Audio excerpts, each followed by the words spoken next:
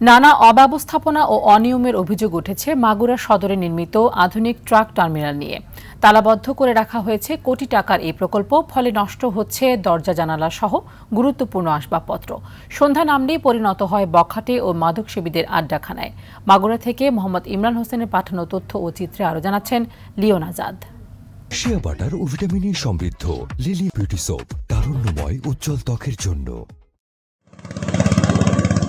2021 সালে মাগুরা সহ দেশের 4টি মহাসড়কে বিশ্রামাগার নির্মাণের উদ্যোগ নেয় সড়ক ও জনপথ বিভাগ। এরই অংশ হিসেবে ঢাকা মাওয়া সড়কের পাশে প্রায় 6.5 একর জমিতে নির্মাণ করা হয় আধুনিক ট্রাক টার্মিনাল। রাখা হয় 67টি ট্রাক পার্কিং এর ব্যবস্থা সহ 52 সজ্জার চালকদের বিশ্রামাগার। নির্মাণ কাজ পুরোপুরি শেষ হওয়ার আগেই উঠে এসেছে নানা অব্যবস্থাপনার অভিযোগ। 4 তলা বিশিষ্ট আধুনিক বিশ্রামাগার তৈরিতে ব্যয় হয়েছে 32 কোটি টাকা, কিন্তু দীর্ঘদিন তালাবদ্ধ অবস্থায় রয়েছে ভবনটি। এতে নষ্ট হচ্ছে দরজা জানালা সহ গুরুত্বপূর্ণ আসবাবপত্র।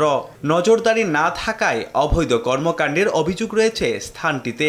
সন্ধ্যা নামলেই পরিণত হয় বখাটে ও মাদকসেবীদের আড্ডাখানায়। 4 বছর আগে কাজ শুরু হয়েছে, 3 বছরের মাথায় দেখা যাচ্ছে সব টাকা পয়সা চুরি করে engineer light guard fight guard যারা ছিল সব চুরি করে তারা কাজ অসমাপ্ত করে এখানে চলে। সরকার এটা কইরা গেছে, কিন্তু এটা এখনো উদ্বোধন করি না এবং পুরোপুরি এটা কাজ শেষ করি না, যার জন্য আমরা অনেক কষ্টে জীবনযাপন করতেছি এবং এই গাড়ির ভিতরে ঘুমাইতে হয়। টার্মিনাল চালু হলে আমরা ওই জায়গা থাকতে পারতাম। পণ্যবাহী গাড়ি চালকদের জন্য পার্কিং সুবিধা সম্বলিত নির্মিত বিশ্রামাগারটি দ্রুত চালু করা হবে বলে জানান সড়ক ও জনপথ বিভাগ। ইজারাদার নিয়োগের জন্য আমরা দরপত্র আহ্বান করি। এটা হচ্ছে আগামীকাল দরপত্র ওপেনিং এর তারিখ।